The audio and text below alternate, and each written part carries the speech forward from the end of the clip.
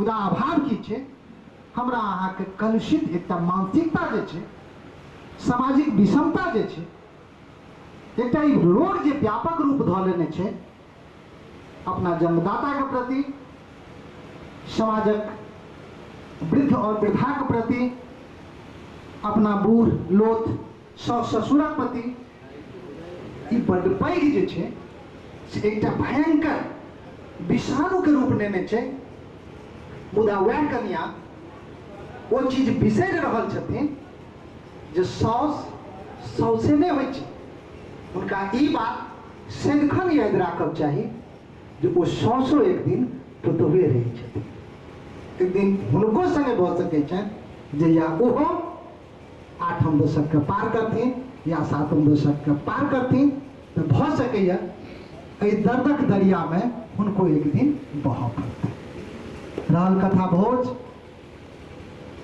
वास्तव में भोज तऽ करै छी,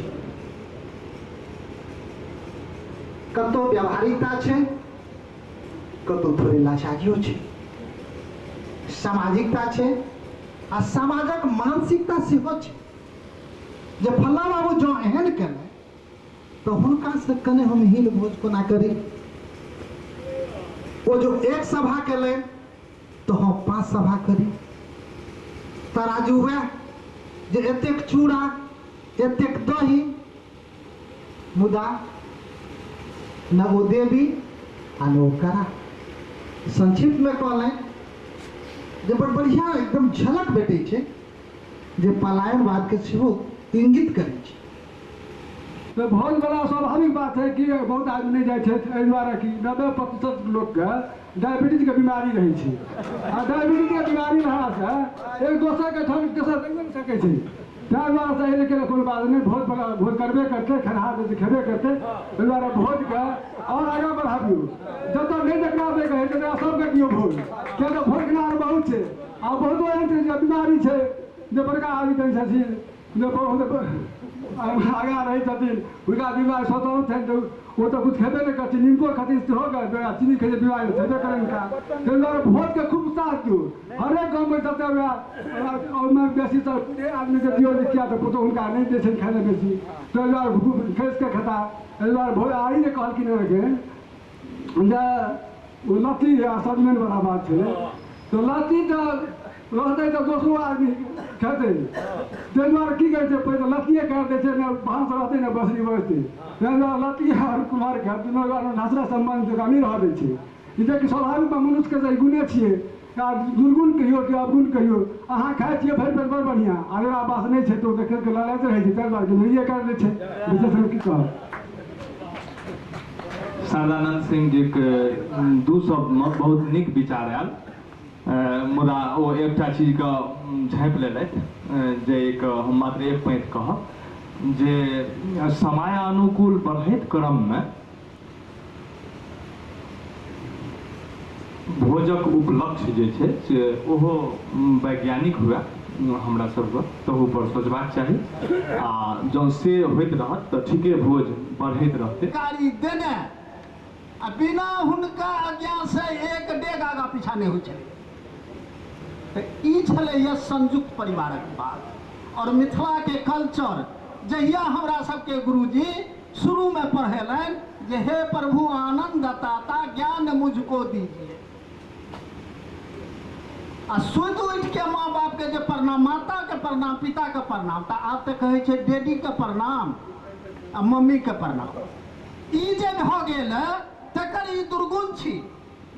जय भोग के आइ हम ही टा नहीं भोग छी, चूँकि मिथिला के जे कल्चर छै, ई जे सांस्कृतिक छै से दुनिया में अहाँ के एकर सर्टिफिकेट भेट गेल छै। तो ई सबसे मानव जीवन में बढ़िया सांस्कृतिक छै जे आनंद देश एकर अनुकरण करैया। लेकिन हम सब एहि चीज के समाप्त केलहुँ, एहि चीज के समाप्त कर रहल छी, पश्चिमी सभ्यता के ओर भागि रहल छी। लोग जे छै से विभक्त भ रहल छै, गांव समाज टुकड़ा टुकड़ा भ गेलै, परिवार टुकड़ा टुकड़ा भ रहल छै। माय बाप के एकटा परिवार होइ छै तऽ बेटा पुतोह के एकटा परिवार होइ छै। तकर परिणाम छियै जे एकटा रोटी आब नहि दै छै। तऽ तें एहि लेल चिंतित एहि लेल हमरा विद्वान के निश्चित रूप से चिंतित हेबाक चाही जे ई जे समाज टूटि रहल अछि, परिवार जे टूटि रहल अछि, ई हमर जे ई संस्कृति जे छलै से जे लुप्त भऽ रहल अछि, से आगू दिन जे पुतहु हुआ एकटा रोटी हुनका नहि भेटलै, से हिनको लेल हुनकर पुतहुके रोटी नहि भेटतनि, से भऽ रहल छै। तकरा रोकबाक लेल, ताहिके लेल जे छै से पीछा, ताहिमे कने दोष हमर शिक्षा पद्धति सेहो अछि। आब तऽ टिक लगाउ खाली, सवाल बनेबाक नहि काज छै, पूरा पोथी पढ़बाक नहि काज छै। कोन कोन क्वेश्चन पूछते ओ गुरुजी ओ नहि पढ़ेतनि, फलाई लिप में लिख देलकै एतबे क्वेश्चन याद करे के छल, एतबे के देखल भऽ गेल, तू एही में पीएचडी भऽ जेतौ, एतबे में जे पीएचडी भऽ जेतौ तब ओ विद्यार्थियों के एतबे देतौ, ओहिसँ कनि कमे देतै। ई भऽ रहल छै से ई देखलखिन रोटी में। दोसर हिनकर छनि भोज, बहुत गंभीर विषय छै। भोज में कते समीक्षक हमरा बाजि गेला है जे भोज हेबाक चाही कि नहीं हेबाक चाही, होइके चाही। भोज में प्रश्न कहाँ एलै जे भोज हेबाक चाही नहीं हेबाक चाही? प्रश्न तऽ छै जे लोग भोज खेबामे उपस्थिति नहीं। तऽ अखन समाज में जिंदगी भऽ गेलै भाग दौड़ के, किनको नहीं मन छै जे हम भोज नहीं खाए। यो अखन तऽ मानू कि भोज में कम से कम जे 20 रुपया 25 रुपया 50 रुपया के बात छै। एकटा भोज खेना ओकर कीमत, एक प्लेटक कीमत देख लियौ कते छै। एठी तऽ 2 रुपया के लेल लोग लड़ाइते छै, 25 रुपया 50 रुपया लोग छोड़त। लेकिन लोग के छै भाग दौड़ के जिंदगी, संयुक्त परिवार समाप्त भऽ गेलै। कनेक दूर मिले जुलै छै, संयुक्त परिवार समाप्त भऽ गेलै, लोग के छै भाग दौड़ के जिंदगी। भोज खाय लेल जात के, भोज करबा के लेल तो लोग सुतो अछि, लेकिन भोज करबा में सहयोग के देत? पहले सामाजिक छलैया। हम जब विद्यार्थी जीवन छल तऽ गाँव में जे भोज होइ छलैया तऽ गाँव के मुँह पुरुष सब ओ जे धनहा कुंटलिया बोरा से 2-4 आदमी के पीठ पर दै छलैया, आ गाँव में कहै छलै एकरा घर पर सजमनि छै उतार, हे एकरा केरा चारिटा जे छै 2 टाका एहिमे से घर बनाबै छलै। नहीं कनि बियाह हो छै अपन, अच्छा बियाह तो घरे छोड़ दे, एकटा लेकिन काटि ले।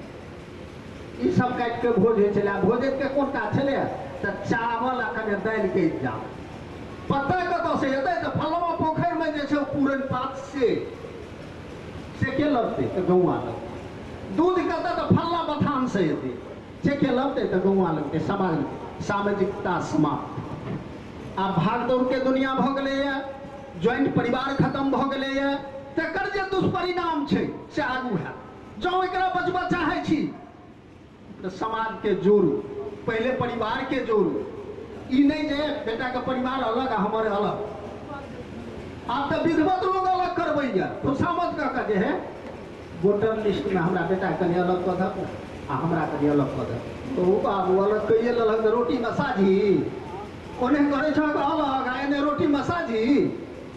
ओकर अंत्योदय भेटै छै पुतहु के आ वृद्धा पेंशन। किछु आओर छल, किछु एहनो प्रसंग अछि जकरा ताहि दिन में ठीक नहीं बुझे छलहुँ जे आइ बुझि रहल छी। किछु ओहने प्रसंग रहल अछि जाहिमे अपने दोषी नहीं रही मुदा दोषित सजा पबैत रही। अधला के अधला नहीं बुझे नीके बुझैत रही। वास्तव में ओ नीक नहीं छल, खराब छल जे आइ बुझे छी। खैर नीक खराब पंचायती नहीं करेबाक अछि, सुनेबाक जबरक अपन बचपनक खिस्सा।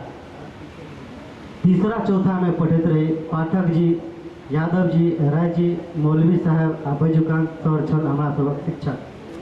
रमन, वीर कुमार, मनोज, मुरारी आ हम रे एक दोसरक मित्र। पाठक सर पढ़बैत रहथिन जोड़ घटाव, राय जी सर ABCD, यादव जी लिखना चेक करैत छलखिन आ जे समय बचै छल ओ याद केलहा कविता सुनैत छलाह। मौलवी साहब समाज विज्ञान पढ़बैत रहथिन। सबसँ आफत छल हमरा सबक लेल संस्कृत। बैजुकांत सर पढ़बैत छलखिन संस्कृत। 5-7 दिन पर अबैत रहथिन स्कूल। बेसी काल ऑफिसक कार्य में लगल रहैत छथिन, तैं समस्या सब दिन के नहिए कहियो काल के छल। सबसँ नीक सर जी रहथिन मौलवी साहब, किएक तो मारे नहीं छलखिन कोनो विद्यार्थी के। मारे में नामी रहथिन बैजुकांत सर। हम सब डर से हुनक क्लास छोड़ कर घर लगबैत रहे छलहुँ। हुनकर घंटी अबै से पहले 10 मिनट छुट्टी लऽ कऽ निकलि जाइत रही, किएक तऽ वो अपने जल्दी छुट्टी नहीं दैत रहे छलखिन। कई दिन तऽ पोखरिक महारसँ टंगबा कऽ अनबै छलखिन आ विद्यार्थीके लगे चौके। मुदा कई दिन आसानियों से बच जाइत छल, खास कऽ वो दिन जे दिन बैजूकांत सर उपस्थिति होइत रहल आ हाथ में कागतक झोरा नहीं रहे छल। झोरे देख कऽ हम सब बुझि जाइत रही जे आइ ठीक रहत, किएक तऽ हिसाब किताबक बारी चलते ऑफिस में सब केओ ऑफिसे में बैस हिसाबारी करता, हम सब मुक्त रहल। खुशी भऽ जाइत रही, मुदा भऽ जाए किछु और। खुशी कहीं दबायल रहै छै। क्लास में हल्ला गुल्ला हुए लगे छल, कियाकि यादव जी सर आबि कऽ तरतरबे लगे छलखिन। यादव जी ताहि घड़ी तामस दोसर रहै छल। ओ ई जे लेखा जोखा करैत घड़ी हिनकर इच्छा रहैत छल जे हमहूँ ऑफिसे में रही, मुदा हल्ला गुल्ला जे हुए लगे छल आकि सब केओ यादवे सर के पठा दैत रहल छलखिन। वो सबटा बिक हमरे सब पर उतारि दैत छल। हालांकि हम चारू मित्र एहि समस्या के रसे बुझि गेल रही आ एहि सबसँ बचै के 10 मिनटक छुट्टी लेल पोखरी दिस चलि जाइत रही। छुट्टी वो आराम से मिल जाइत रहे। कहियो काल बैजूकांत सर बड़ तमसाइत आबैत रहैत छथिन, हाथ में झोरा नहीं रहने हमसब बुझि जाइत रही जे हाथी गप्पर लंगूर कर। हाथी आनंदन संग अपन दोस्त गिदर संग रहे छ। गिदर को झगड़क सब रास्ता देखल छै, बहुतो बात बुझल छलै। वो अपन बुद्धि आ अनुभव से हाथी के बहुत लाभ दियबै छलै। हाथी सेहो नीक फल अनै छल आ गिदर के खाय लै दै छल। दोनों आनंद रहै छल, मग्न। एक दिन की भेलै, गिदर बहुत उदास रहे। ओकरा उदास देख हाथी पूछलकै, आइयो दोस्त की भेल, एते उदास किया छी? की कहू दोस्त, मनुखे सन आब जानवर सब सेहो भऽ गेल। जे मनुख के दोसरक दोस्ती नहीं देखल जाइ छै, झगड़े देखे में नीक लगै छै, तहिना जानवर सेहो भऽ गेल। से की? हाथी प्रश्न की कहू, काल्हि एकटा लोमड़ी कहै छल जे तू तऽ धूर्त जातिक लोक छै, कहियो तो हाथी के अवश्य वध करेबो।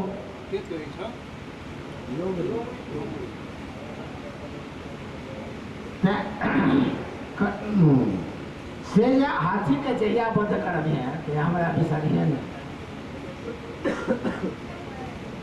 तैं हम दुखित छी जे हमर एहन जाति में जन्म किया भेल जे लोक धूर्त बुझे। गिदर कनैत कर, अहाँ करै छी किया? तो कोनो जाति में जन्म लेब तऽ अपन शक नहीं छै।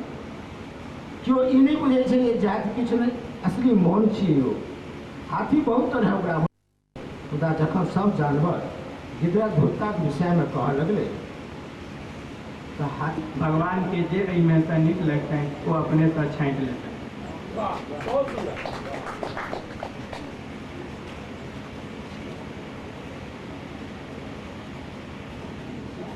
केशर पाली थी आ 3टा कथा सुनलहुँ।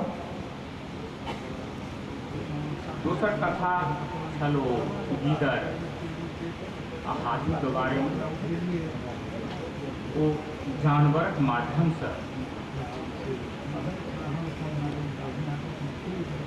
माननीय कथाकार जे छथि से संप्रेषण केलक आ पाठक के दुआ श्रोता के दुआ के रखने तऽ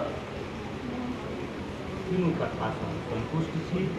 सामाजिक दृष्टिकोण से देखलाक उपरांत, संप्रेषण व्यापार के दृष्टिकोण से देखलाक उपरांत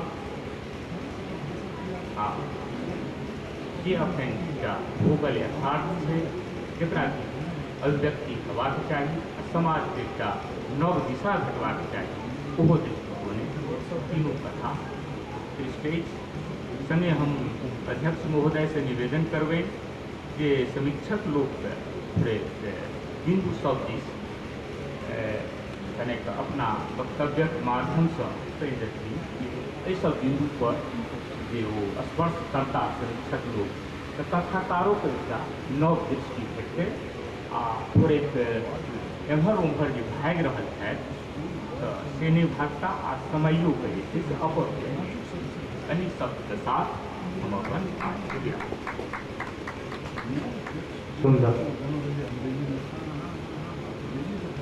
सुंदर ई जे हिनकर जे विचार छनि जे समीक्षक के कोनो कथा पर जे वो विचार रखता बहुत रास चीज छै कथा के उद्देश्य छै कथा के भाषा शैली छै कथा के विषय वस्तु छै आदि तऽ ताहि लेल आब आगूके वस्तुके ध्यान राखल जायत जे अगिला पालीमे जे कोनो कथाके पाठ कयल जेतै आ ताहि लेल जे छै से समीक्षकके ई फुटा कऽ से हमसब जँ बाहर दी तऽ बेसी ठीक रहतै ताकि वो अपन क्षेत्रके बात पकड़ि लेथिन। ओनामे की होइ छै तऽ सुविधा अनुसार जे छै से लोक जे मन बना लेत हमरा मन बना लेबाक अइ जे कि अहाँके कथाके खाली मतलब जे छै से ओहने पोर्शनके उघार करी जे पोर्शनके जे छै से उघार कयलासँ अहाँके मूले चीज गायब भऽ जायत तऽ ताहिसँ बचैके सम्भावना छै। हिनकर ई विचार हमरा नीक लागल आ आगू हमरा उम्मीद है जे कि एकर समायोजन करब। तऽ मिथिलाक दर्शन के बारे में की कही अहाँ सब स्वयं विज्ञ लोकनिक छी हम तऽ बच्चाके बीचमे रहै छी एहिठाम बहुत तरहक बात भेल है समाजक गुण दुर्गुण सब पर विवेचना भेल है जे समाज में भावों के भेल है भोज के बारे में भेल है रोटी के बारे में भेल है और कथा सब के बारे में भेल है अजोह के बारे में भेल है करीब करीब सबके सुनलहुँ हैं। समाज में जे आइ विघटन भ रहल है समाज जे टूटि रहल है संयुक्त परिवार जे टूटि रहल है आइ माता पिता जे अपना बच्चा के आदर्श शिक्षा नहीं दऽ पाबि रहल है माता पिता के पास में अपना बच्चा के शिक्षित दीक्षित करे के लेल वा ओकरा गाइडेंस करे के लेल समय नहीं भेट रहल है एकरे दुष्परिणाम छी। कहलखिन हमर एकटा भाई साहब जे हे प्रभु आनंददाता ज्ञान हमको दीजिए आइ काल्हि माता पिता बच्चा के कोन गुण तऽ ई संस्कृति आइ जे उदित भऽ रहल है एहि संस्कृति के बारे में पहिने हमर बहुत कवि सब लिखलखिन है वर्तमानो समय में वो कविता सब पढ़ाओल जाइ छै स्कूल सब में बच्चा के तऽ नाम राखि दियौ मंगला बुध के जन्म भऽ गेल तऽ बुधना आ बृहस्पति के जन्म भेल तऽ बृहस्पति आ रवि के जन्म भेल रविया तो ये छोटका बाप के बेटा जे छे रविया बुधना मंगला ठिठरा ढोरवा ई सब बोरा पर बैठ के पढ़े आ बड़का बाप के जे बेटा छे रिंकू टिंकू इना मीना डीका ई चेयर पर कुर्सी पर बैठ के पढ़े आ जहन परीक्षा है तो दोनों के समान प्रश्न पत्र दिल जाए विचार करबे पास के करते रिजल्ट ककर बढ़िया हेते ककरा कुर्सी भेटते परिणाम साफ है बोरा पर बैठे वाला के अगो पंजाब आसाम दिल्ली कलकत्ता में बोरा ढोम पड़े छे भोज खाए वो भेटे नहीं छे आ कुर्सी पर बैठे वाला का अगो कुर्सी भेटे छे आ वो कुर्सी पर जब बैठ जाए छे नागनाथ जका सापनाथ जका कुंडली मार के तो सिर्फ अपने टा समान के देखे छे दोसर के नहीं देखे छे तो ई स्थिति शिक्षा में आबि गेली है तो शिक्षा में सुधार के आवश्यकता छे। सर कोनो जाति में जन्म लेला से कोनो खराब गुण वही जाति का भ जाए एहन बात नहीं छे खराबो जातो जन्म लेला से जो निको गुण भ सकै छे बड़ा बढ़िया है अपन एक कथा के माध्यम से देखेलखिन हाथी और गिद्दर और तेसर कथा पाठ कलन श्री मनु जी भगवान के जे नीक लागा इहो कथा बाल बोध पर आधारित कथा है हमरा नीक लागल जे उ बच्चा तो कोनो मंत्र नहीं आबै छले तो भगवान के सुनेवा के लेल हुनका जा आ ई एले उ भगवान के सुनेलखिन बड़ा नीक कथा लागल हमरा ऐसे विशेष हमने की जवाब धन्यवाद। हमर नाम नंद विलास राय छी धन्यवाद। कथा जे छै जाबे तक घरवाड़ी से नहीं आयल है ताबे तक चलैत रहती आदेश जाबे हुनका दिस नहीं है सब आ जे सरकार में नहीं पढ़बैया ओहिना दलाने दलाने कतौ घुमि कऽ पढ़बै छथि। एकटा हमरा नावानी में भेटल छथि अररिया के ढेकुरा विद्यालय में एक वर्ष ओ सरकारी शिक्षक नहीं छलै, लेकिन हुनका धिया पुता के प्रति शिक्षा दे किछु नाम छलनि काशी बाबू, हुनको नाम काशी बाबू छलनि। अररिया के छथि काशी झा। जीवन भरि टहल टहल कऽ गामे गामे टोला टोला में हुनका पाइ से कोनो मतलब नहीं, गामे गामे जाकर शिक्षा दै छलखिन। तो हम तो मानै छी जे सरकारी शिक्षक नहीं छलै तो, लेकिन शिक्षा दै के काज करै छलै तो सही शिक्षक ओ। तो एहिठाम ई परिभाषित नहीं करी जे सरकार में जे छथि से शिक्षक शिक्षा के जे दान करे।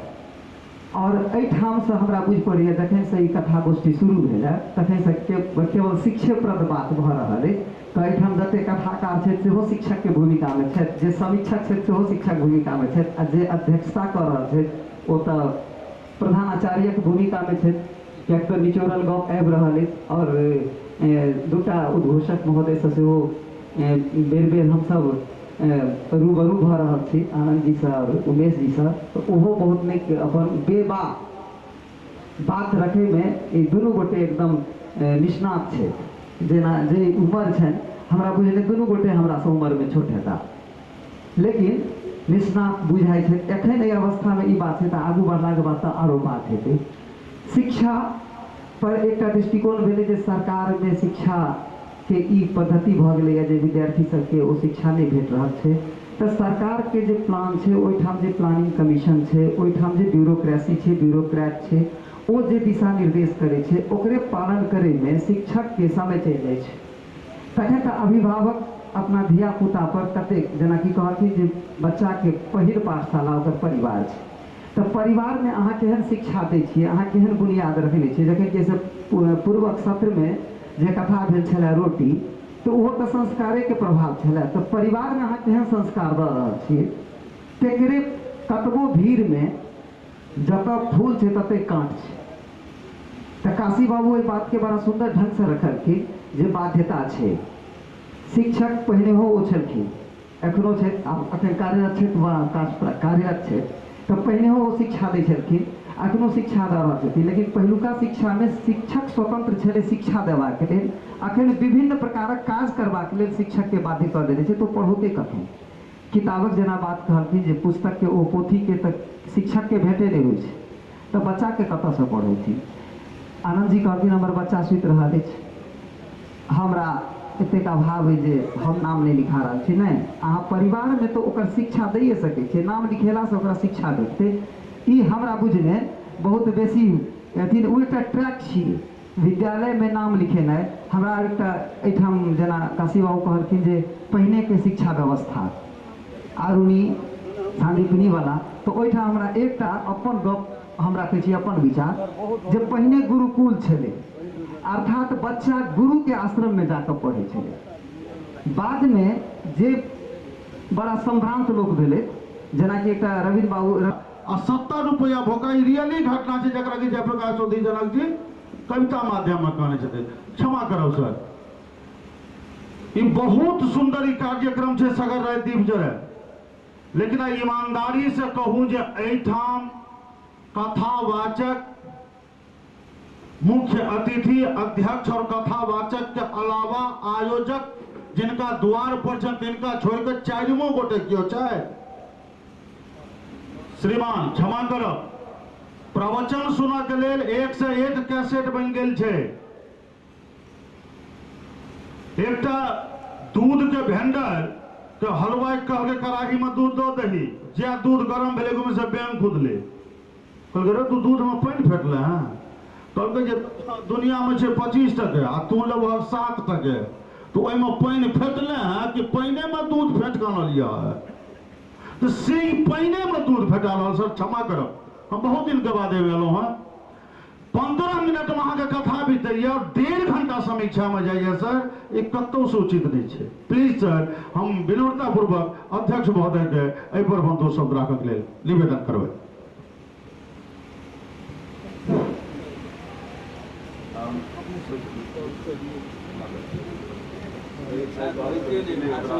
भाषण प्रथम सत्र के अवसान के समय में कुछ हम बेसिक बात कहने रही। वो बेसिक बात है कि उद्देश्य हमारी रहे जे ऐसे उत्साह बढ़े और कथा पाठ मात्र महत्वपूर्ण नहीं है, कथा पाठ के संग संग समीक्षा हुए कि परंपरा है कथा गोष्ठी के राम सेवक के चिंता से हम सहमत नहीं छी जे 20 मिनट के कथा भेले तो 1.5 घंटा समीक्षा किया भेले ई एक कथा के हमरा सबके सफलता मान सके छी। किंतु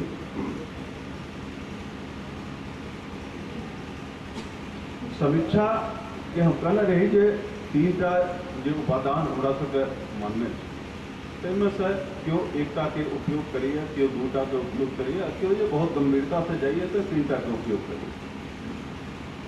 इस समीक्षा के क्रम में जे रामसेवक जी के एक अकलाहट के जे हम एक कारण अनुभव करी छी आ जे हमू अनुभव कर लिए हैं आ जे हमरा लगे जे अखन अहाँ कहना रही ई बात जे समीक्षा अगर जो मान लिया कि शिक्षा से संबंधित कथा कहल गेले तो एक मतलब ई नहीं है जे पूरा के पूरा शिक्षा विभाग आ पूरा के पूरा शिक्षण जे पद्धति है हमरा सबके तो तेकरा हमरा सबके तो उद्धृत करे लागी ई बिल्कुल अनावश्यक है।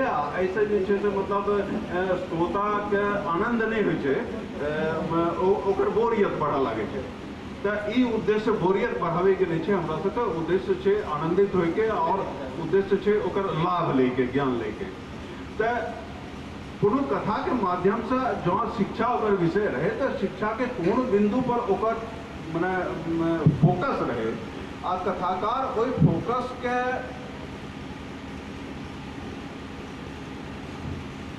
देखबे में केते सफल भेले या केते असफल भेले या एक बिंदु हमरा सबके होना चाहिए। तो हम जे ओहिमे कहने रही तो अभिनव गुप्त एक और बात कही छथिन समीक्षा के लिए वो समीक्षक के लिए कही छथिन जे सुहृदय हृदय चाहिए। 3टा जो उपादान सब जे छै तकर साथ कही छथिन जे समीक्षक के लिए सुहृदय हृदय चाहिए।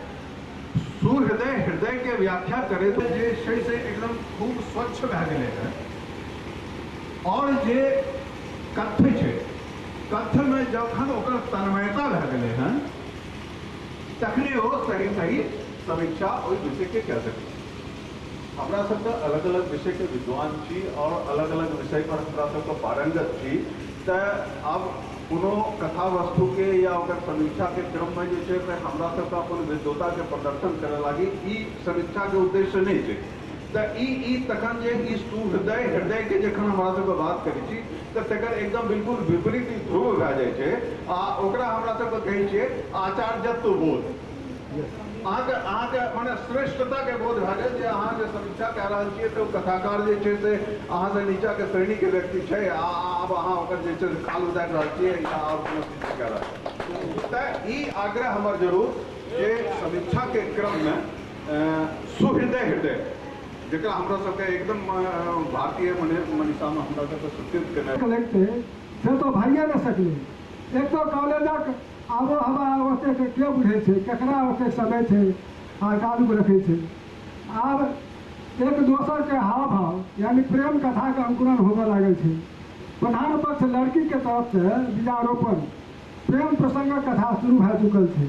कारण जे पैघ लोक के पैघ घरंदाज के बेटी एम्हर सुमन कुमार दलित वर्ग के जे डरैत रहे लेकिन मजाल की ओकरा अभी से ताकि सकते वह एना कही कि आँख उठाकर डरे हरकंप सदसन भयभीत क्लासों के केना छोड़ देते थे ततेक ने सुमन कुमार पर लड़की के दबाव पड़ले जो असमंजस में पड़ गए।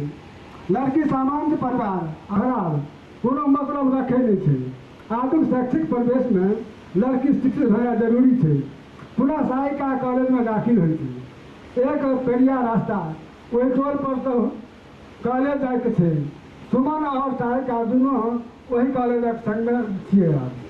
बातचीत के दौरान में एक दूसरे के प्रति नव उमंग नव अंग नव नव भाव भंगिमा में बुझू हरा गए थे। सहायिका के आँख में जना कि घर सहायिका के आँख जे घर का लड़के सुमन पर पूरा परिवार निर्भर ओकरे भविष्य पर घर के भविष्य वो आब दोसरे भविष्य के कल्पना में ततेक दूर न चलि गेलै कि घूरब असंभव सन। जँ दिन अवरोही क्रम में आबऽ लगे थे तो भए सकै छै कि सुखायल डर जकाँ चढ़ि नहि जाए। ई जे कथा समुख आयल है जे दुनू परिवार के पक्ष में कनेको नजरिए न आबे आन न कोनो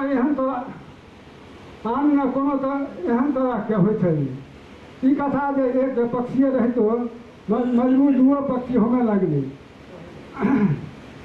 100 साल मुश्किल भए छै। अंत में एकटा शुभ घड़ी आबि गेलै परीक्षा समाप्त होयवला छै और दुनू गोटे फरार भऽ जाइ छै। किछु दिन के बाद सुमन सारिका के छोड़ के वो फरार भए जाइ छै। अब सारिका के सातों आसमान नजरिए आबऽ लगलै। पुनः सारिका अपना मौसी के अने फोने से लागे छै तकरा शरण में जाके वो अपन सानिध्य प्राप्त करिए।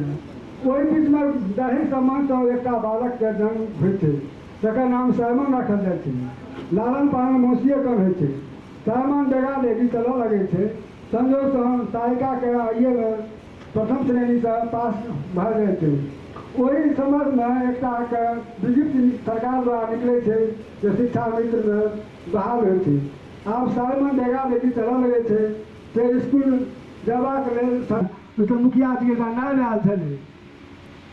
जे सूची तैयार भए रहलै हन तकरा सबके कोनो तरहके गड़बड़ी भए गेल होइ कोनो भूल चूक भए गेल है ने तकरा सबके सुधार भेनाइ जरूरी छै।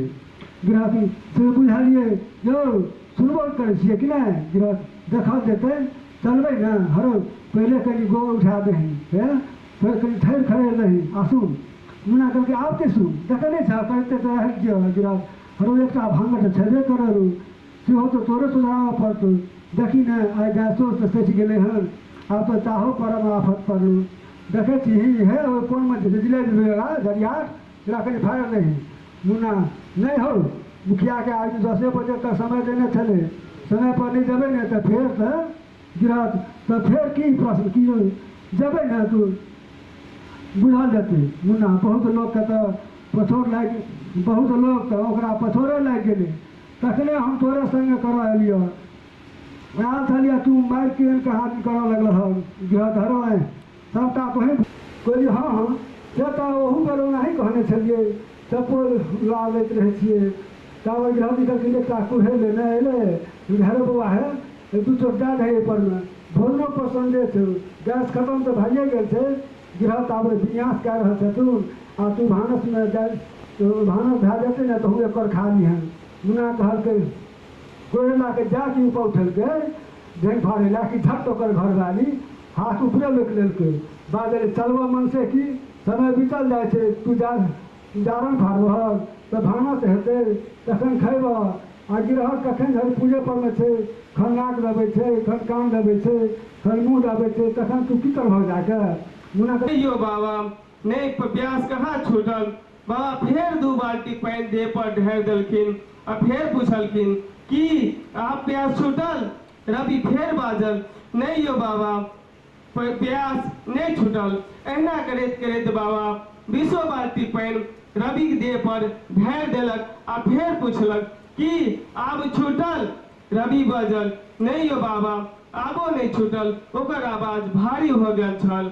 बाबा कहलैथ आइ बौआ प्यास तऽ पहिने न बुझबै छै यौ तखन किया कने अहाँके प्यास बुझि रहल अछि कहू तऽ तखन से 20 बाल्टी पानि हम अहाँके देह पर ढारि देलहुँ मुदा तखनो ने अहाँ कहै छी कि हमर प्यास छूटल।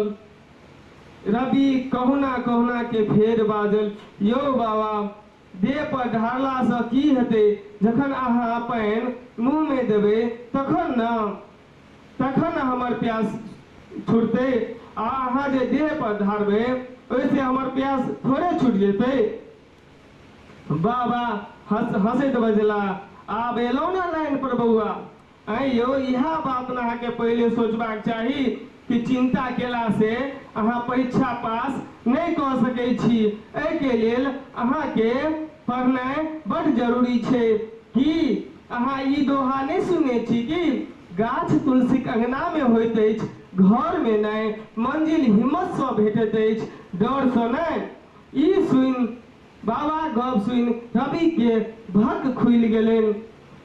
तखने बाबा हुनका एक गिलास पानि देलकनि। पानि पीब रवि के शांति भेटलनि आ बाबा के गोर लगलथि आ कहलथि, बाबा हमरा रास्ता देखेलहुँ, एकरा लेल हम कहियो ने अहाँके भूलब। हम आब कोनो तरह के चिंता नहीं करब। आब जाय छी, अखन परीक्षा में तो 3 महीना समय छै, खूब मेहनत करब आ नीक रिजल्ट आनब। समय बीतल गेल। किछ समय बाद पता चलल कि रवि अपन स्कूल से सबसे बेसी नंबर से पास भेल।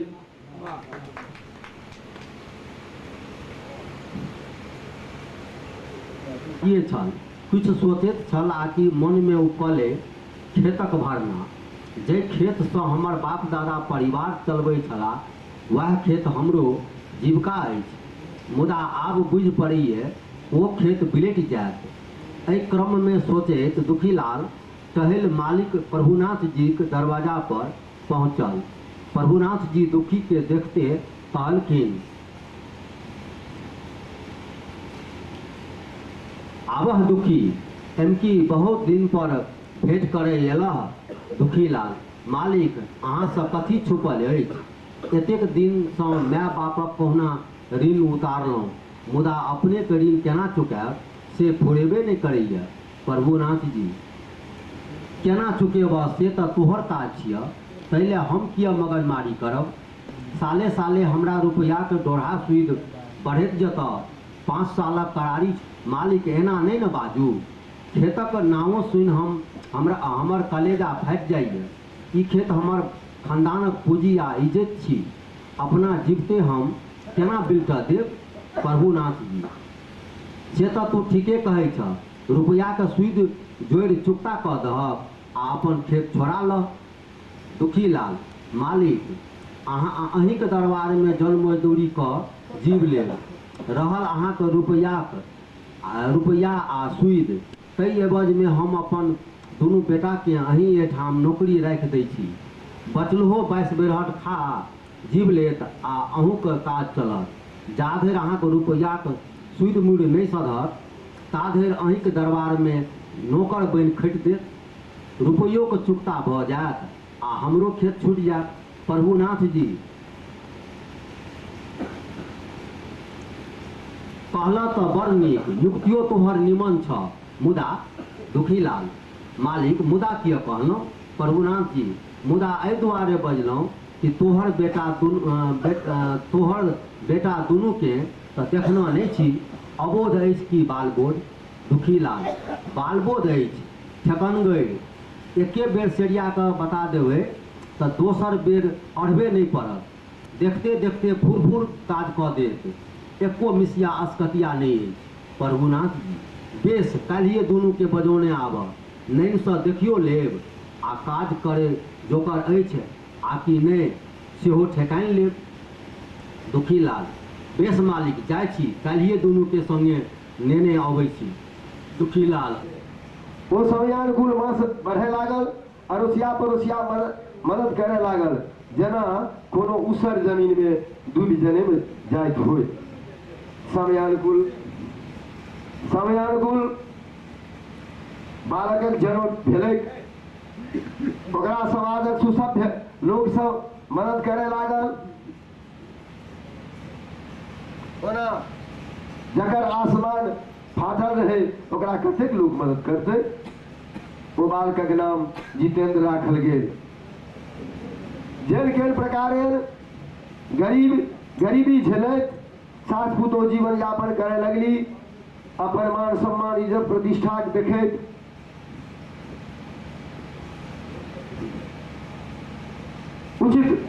समुचित काज करत, जाहिसँ हुनका पर कोनो कलंक नहीं आवे। आजुक समाज विधवा, कमजोर एकरा सबके निशाना दुलार मलार से वंचित छी। हम एखनो कहै छियै जे हम वह छी। ओना हमरा लोक अखनो गर्भ आन्हरे कहैत अछि। दुर्गानंद मंडल जी,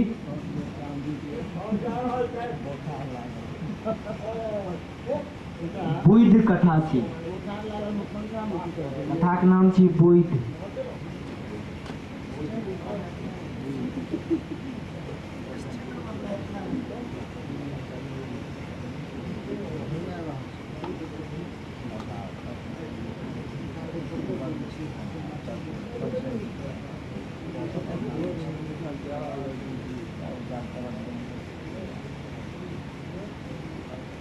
आँख भूकंपक दरार जकाँ धसल, 32 में से हासिल गुण गिनती के लेल किछु दाँत बेकार छै, मुदा चेतनापूर्ण रूपेण पर पैखाना करक पूरा ज्ञान छनि। लाठी हाथे माने तिकोन भऽ चलै छथि, मुदा गप एकोटा लटपटाइ नहि छै। गाम घरक आ टोला पड़ोसाक लोकसभ पिपरावाली काकी के नीक जकाँ खिस्सकर आ गीत गायन आ विधकरी के रूप में जनै छै। मिथिलाक माटि पानि सँ जुड़ल सब विध व्यवहार सँ लऽ टोना टापर आ अरिपन पीढ़ी आदि देव आदि कला में सिद्धस्त मानल जाइ छै। पहिलुक घटने पिपरावाली माय सँ दाय भऽ गेली। आनो समय में धिया पुता सब पिपरावाली काकी लग खिस्सा सुनै लेल घूर लगौने रहै आ गर्मी गुमारक कथे। एक दिन गप काकी के अपन जॉब भुटबा जे वर्ग 8 में गामक स्कूल में पढ़े छल, काकी के एकटा खिस्सा सुनबै ले जिद पकड़ि लेलकै जे काकी गे एकटा नीक खिस्सा सुना। भुटबा बाजल, काल्हि जे स्कूल जेबै ने तऽ मास्टर साहब सुनथिन। से काल्हि शनि छियै, मास्टर साहब कहने रहथिन जे भुटबा एकटा खिस्सा मोन पारि के नेने अभियान, वो खिस्सा तोरा सुनाबऽ पड़तौ। काकी बाजल, केहन खिस्सा सुनमे से तऽ कह। भुटबा बाजल जे काकी नीक खिस्सा कही, बुद्धि ज्ञान वाला जे स्कूल में सुनाबऽ पड़तै, जेना कोनो राजा महाराजा वाला, नहीं तो सोन परी वाला खिस्सा कही। काकी शुरू कलक खिस्सा। जरो भुटबा, एक नगर में एकटा राजा रहे छले। राजा के राज में कथु कमी नहीं, सब तरह सुख शांति बनल रहे छल। राज भर में न ककरो से ककरो कोनो दुश्मनी आ न बैर, सब एक दूसरा के सहयोगी, ककरो कथु दुख तकलीफ नहीं छल। सौंसे राज में अमन चैन छल। एक दिन गप छियै जे राजा के छोटकी बेटी एक दिन स्नान करे के लेल नौरी खवासनी के संग राज दरबार चल गेल, मुदा गर्दनक हार लेब बिसरि गेल आ हार ओहि फूले के डारि पर रहि गेल। दिन बीतलै, लुक जुक साँझक बेर में घोड़सारक नौकरक नजर ओहि हार पर पड़ल, किएक तऽ दिन भरि काम गुजम के बाद वो घोड़सारक नौकर हाथ पैर धोइ के लेल ओहि पोखरि में गेल छल। ओ नौकरबा ओ हार ल नुका के राखि लेलक। परात भेने ओहि हारक खोज खबर शुरू भेल, मुदा केओ गछबे नहीं करे जे हार हम लेलहुँ। राजा राज भरि में ढोलहो पड़ि गेल, जाहिसँ कोनो लाभ नहीं। राजा के बेटी ओहि हारक लेल सोगा गेल। दिन एक बीतल, दू बीतल, मुदा फायदा कोनो नहीं। हारक लेल केओ गछबे नहीं करे। राजा मंत्री के बजौलक, सभा लागल। दरबारक सब सभासद एक दूसरा के बैसला। राजा के किछु नहीं फुरैन।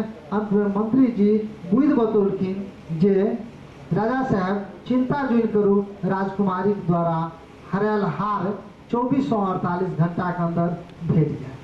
काल्हि दरबारक सब कर्मचारीक संग प्रजा के सेहो बज अलगे, मुदा हमरा तऽ माँ के डांट बड़ अधला जकाँ लगैत छल। हमरा यही बातक एहसास थोड़े की छल कि जे माँ पढ़ाई के महत्व जानैत छथि तऽ तेँ डटै छथि। जेना तेना मैट्रिक क्लास तक तऽ आबि गेलहुँ, मुदा पढ़ाई में तऽ हम केहन छलहुँ से तऽ बुझिए गेल हेबै।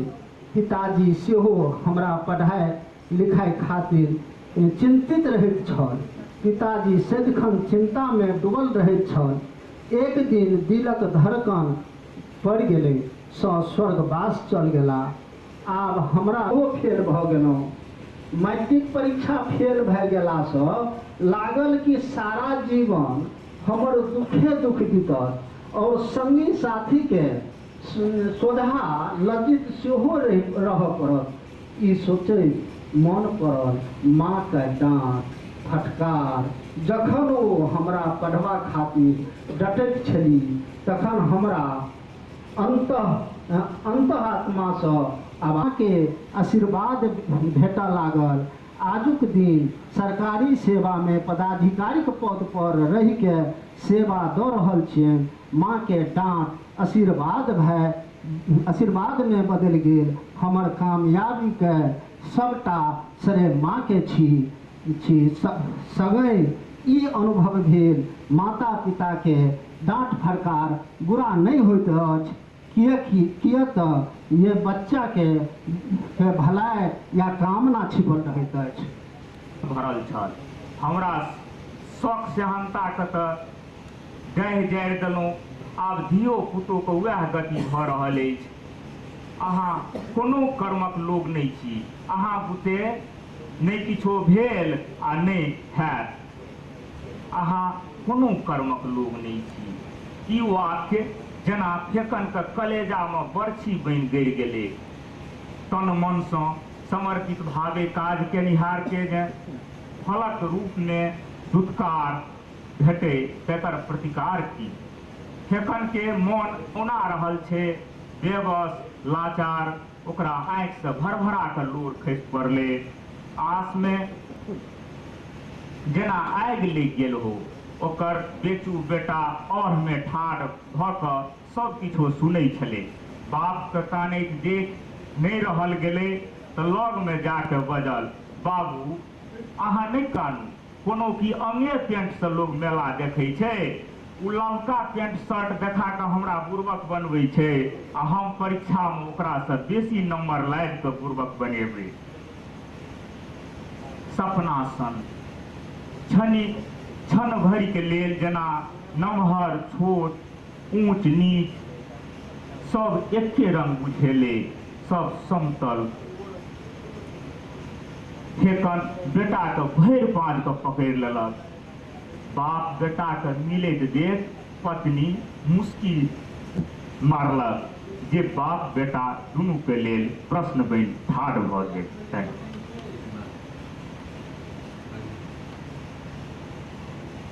हमरा सब सुनलहुँ रूसल बउआ कि राजदीप मंडल जी की।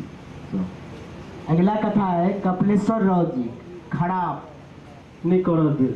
जहिना मायक थपड़ो में प्रेम होइ छै तहिना धियापुता सब गप्पे के उड़ा देलक।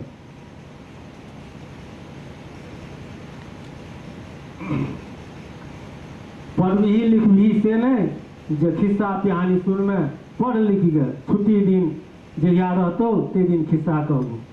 एक सूरे धियापुता बाजल, नहीं दादी आइ रवि दिन छियै, छुट्टिए दिन छै तेँ खिस्सा कहै पड़तौ। रौ रविंदर रौ वीरेंद्र आइ थाकल ठेहियाल छियौ, देह हाथ दुखाइत अछि, पड़ल रहऽ दे। एतेक बात सुनते धियापुता सौंसे देह लुधि गेल आ जाँतऽ पीटऽ लागल।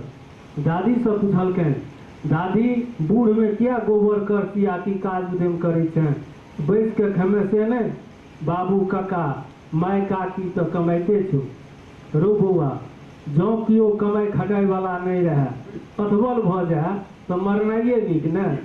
तेँ जावत जीवै छी तावत जे पहिलुक अछि तते काज करैत रहै छी। एकटा निर्धन परिवार कतेक नीक चिंतन कऽ सकैए ओकर ओहि परिवारक बच्चा केना संकल्प लऽ सकैए से एहि रूसल बौआ कथामे हमरा लोकनिके भेटल। कथाकारके बधाई, बहुत नीक कथा है। यो अपन विचार रखबे। 5टा कथा छै आ दुर्गान मंडल जी के कथा छै और हमरा सबके स्मरण शक्ति पर हमरा सबके जेना अहाँ कहै छी जे कतहु तुरंत लागै तऽ हमरा बुझमे ई छै से जा तक एकदम ऑथेंटिक एकर सूचना नहीं हुए जे फलना जगह छै या फलना कथा के अनुवाद छै या एतऽ से ई चीज लेल गेलै ओकर सोर्स जा तक ऑथेंटिक नहीं हुए ता हमरा बुझमे ई छै से अनावश्यक जे छै हमरा सबके विवादके विषय नहीं बना दी। कोनो कथाके निकाल देला से या अथी कए देला से ई छै से हमरा बुझमे ओहिसँ कोनो नीक निदान या कोनो चीज नहीं होइ छै। तब कथाकार सबसे ई आग्रह जरूर अथी में कल जा सके छै जे एहि तरह के शंका नहीं उठे ना एहि तरह जे छै से ओना रचना सब आवत से दरमाहा बढ़ा दें जिनका सन सुयोग्य कर्मठ आ ईमानदार कर्मचारी के वो गमबो नहीं चाहे छल जिनके बल पर कंपनी ऊन सदून प्रगति केने छलै मोहन बाबू जखन 60 वर्षक भ गेला तऽ नियमानुसार अवकाश ग्रहण कर लेले कर्मचारी संघक दिस सँ लाखों टाका विदाई आर की कहाँ सब भेटल छलै पेंशन वाला सरकारी नौकरी तो छलनि नहीं आ ने कलकत्ता में अपन भूमि भवन छलनि तैं 10 दिन भीतरे में गाँव आबि गेला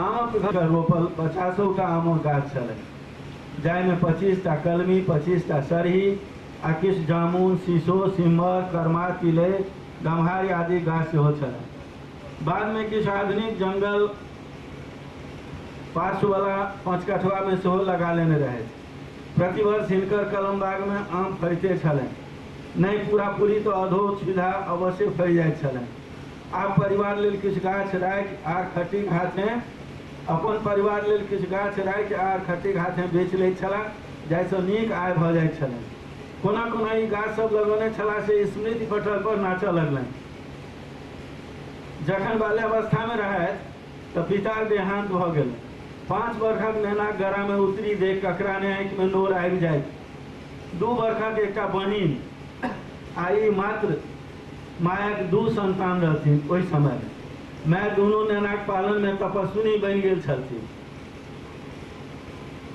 22 वर्षक आयु में वो विधवा भऽ गेल छलथिन जमीनो जथा ततेक नहीं छलनि मात्र 3 बीघा भूमि सँ की होबऽ वाला छलै पिता भोला बाबू तो खेती में कठोर परिश्रम करथिन आ एकटा दूध गाय महींस सँ गुजर चला लेथिन ओहि समय में गाम में वैज्ञानिक खेती प्रचार नहीं भेल छलै तैं घर घटले रहैत छलै पिताक देहांतक बाद आब विधवा मायक माथ पर विपत्ति पहाड़ टूट पड़ल रहनि महींस तो पिताक श्राद्धे में बिका गेल रहनि 5 बरखी पुरैत 1 बीघा खेत सेहो बिका गेलनि आब मात्र 2 बीघा भूमि सँ की भेनिहार तथापि बालक मोहन के पढ़ाई लेल मैं कहियो बाधा नहीं देलथिन मोहन स्वयं घरक सब काज करैत मोन लगा कऽ पढ़ितो छलाह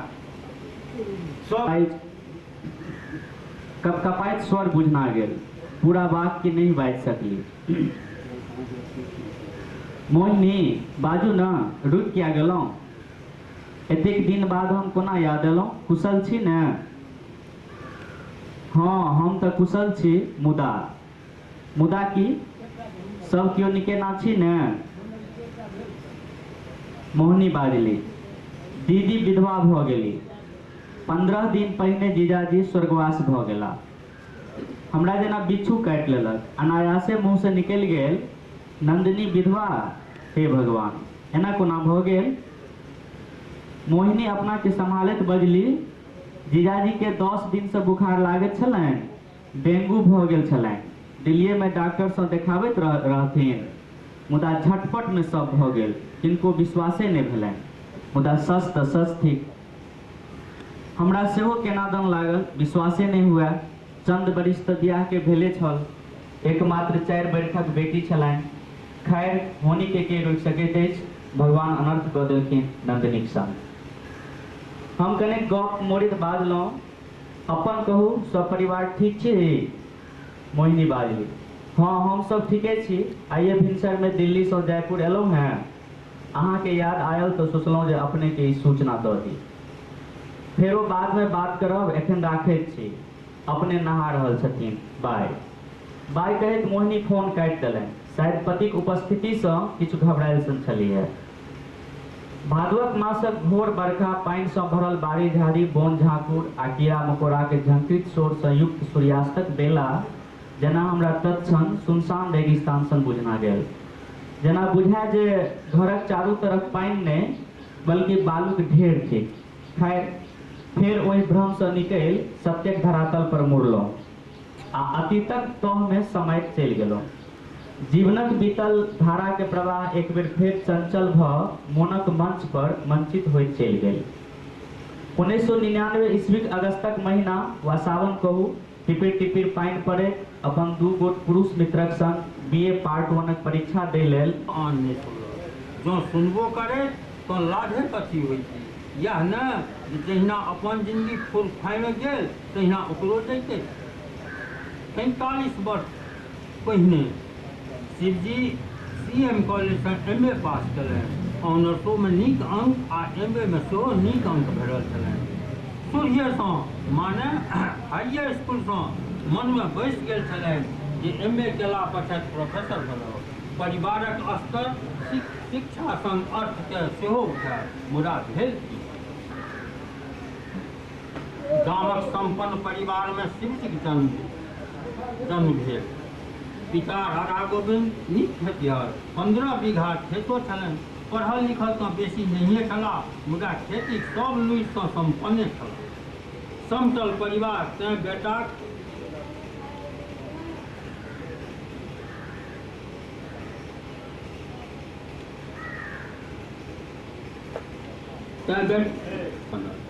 तहूमे कहियो बेटाके ने स्कूल कॉलेज में फेल होइत देखलनि आ ने कहियो तारी दारू पीबैत देखलनि आ कि सुनलनि जाहिसँ मनमे आरो बेसी विश्वास बनले रहल MA केलाक साले भरि पछाति गामक बगले गाम सोनपुर कॉलेजमे कॉलेज खुजल कॉलेज बनौलनि सोनपुरक एकटा सुभ्यस्त परिवारक विष्णुदेव 3 भाइक भैयारीमे विष्णुदेव सबसँ जेठ छथि 80 बीघा जमीन छनि दोसर भाइ छलखिन जे संताने मरि गेला